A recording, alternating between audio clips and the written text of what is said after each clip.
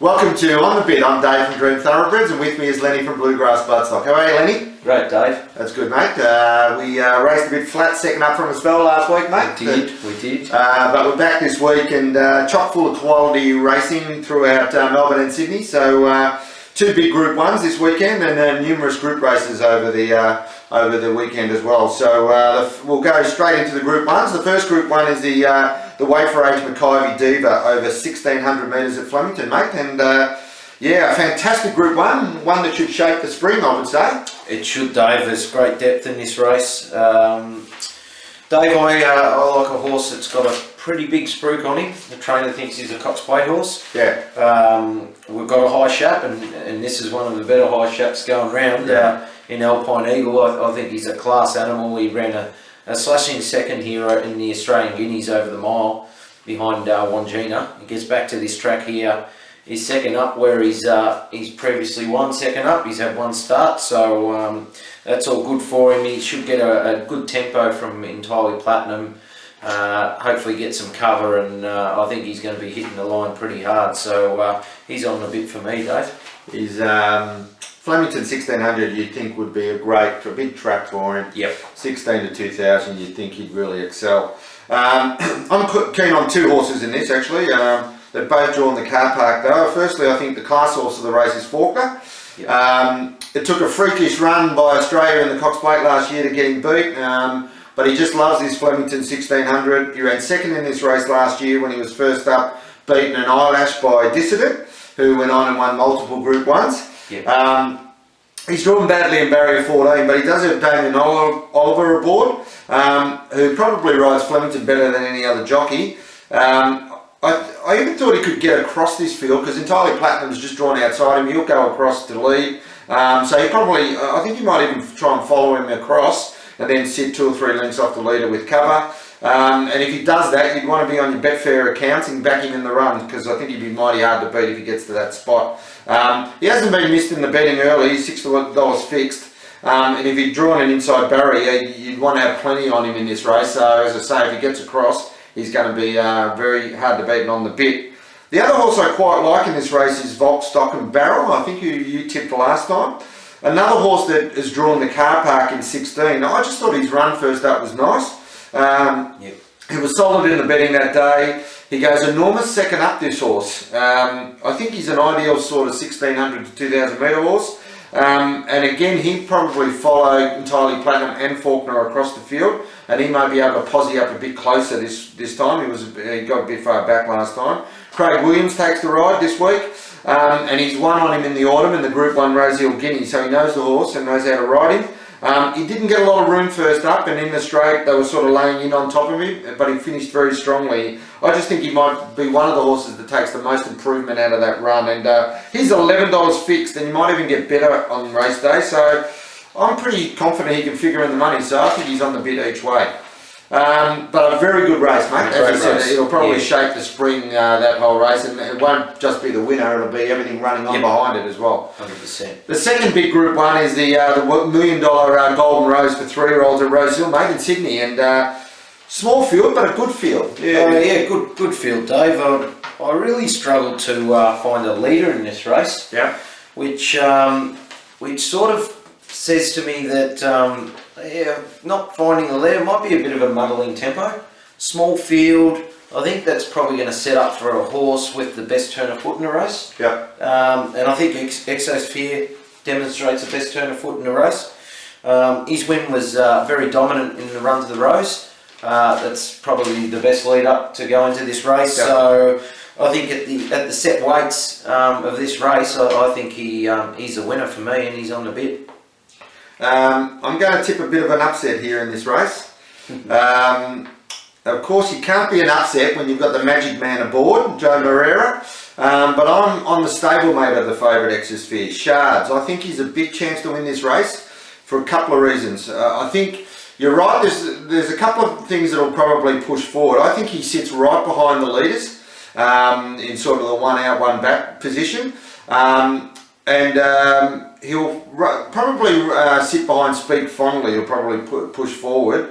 And if he's sitting behind her, I just think based on his sectionals in his first up wing, His sectionals were amazing in his first up win. He outsprinted the favourite horse's last start. He was actually the fastest 200 on the day, and there was Fell Swoop who won on that day, and there was also the Open Age Sprint over the same distance, didn't run quicker than him on the day as well. So I just think he'll be a couple of lengths in front of Exosphere, and I think with those finishing sectionals he can get a bit of a, he'll be getting a start from Exosphere. They'll be giving him a start, and I think he'll just sprint quicker than the rest, and I just think he can win box seating in this race.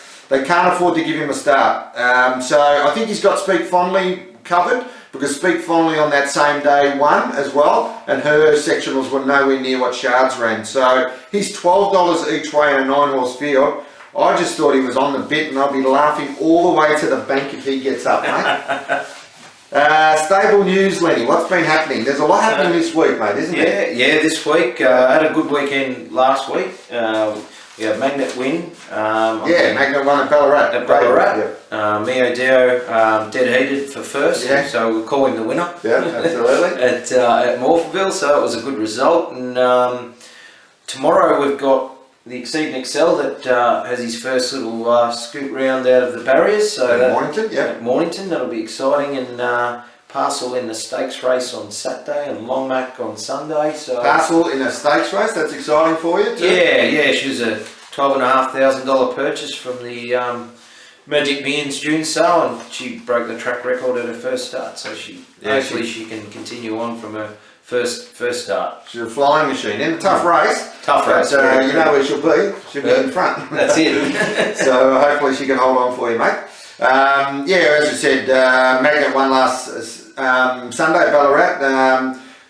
Good to get her maiden behind her. Now we can pick our way through a few races through the spring. We won't aim too high with her. There's a couple of listed races in the future, and we'll just we'll take them on as they come. Longmac's running at Sunday at Cranbourne. He's won there before. Track will be quite good on Sunday with the warm weather around, and he'll be hard to beat. He's sort of been giving him some refocusing with a bit of work over the over the hurdles. We had Timely Girl run second at Mornington today. She was a nice run at her second start. I think a win is just around the corner for her. She's a promising young filly. Yeah, I think she's going upward spiral for her. Yep. And as I said, not far away from a win, I wouldn't think. And Shoefetty's ran again today. Ran another honest race. She was there at the turn. She's had a long campaign. We'll just give her a bit of a break and bring her back for the summer. And Arnina also goes around at Kilmore on Saturday in a 1900 metre maiden. We've stepped up her work, and I think she's in a really winnable race on Saturday. So hopefully we can knock off the maiden with her as well. So a lot happening at the moment. For sure. That Exceed and Excel, as you said, the 2-year-old, he will jump out tomorrow and hopefully trial in about 3 to 4 weeks. So he may be our first 2-year-old runner for the season. Best on breeding, Lenny. What's your best on breeding for the weekend? Best on breeding, Dave, is at Flemington Race 6, a horse called Worthy Cause. Yeah. Nice horse from Brisbane. Actually, I was going through my notes. I actually inspected him at the 2013 June sale. He was only a 26 grand colt. Okay. And I actually like him, Dave, so we should have gone back and bought him. But anyway, he's by Schwarz here. Yeah. And he's a sire, obviously, of Star Spangled Banner. His Damn Tani Tango is a 3/4 sister to the champion galloper in Shogun Lodge. And it's a family of Group 1 winner in referral as well. He's quite a nice horse, and I think he's going places. Very nice. Is that at Flemington, is it? That's at Flemington. Yeah, won first up over 1350 at Doomben, I think. And he's going back to the 1200 down the straight.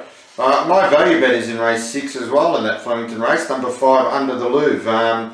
In a race where I thought Rich Enough was too short and a bit of a risk, I thought Under the Louvre presented excellent value. He finished the autumn running 3rd in a Group 1 race and resumed against Rich Enough last start. He has an excellent second up record and performed well at his only start down the straight. 6, so I thought at $9 each way, I just thought he provided better value than Rich Enough, and the bigger track will suit his swooping style. Now, is Worthy Cause in the Danehill? Is that in the 3-year-old race? Or? No. It's in this race, isn't it? Yeah, this race. Yep. So you've got 2 to look out in that race then. Throw him in the multiples a bit. Yeah, you might get a good result, because I do think Rich Enough is a bit of a risk in that race. On the bit special, Lenny, who you are on the bit with this week, mate? Race 9 on the bit is He or She.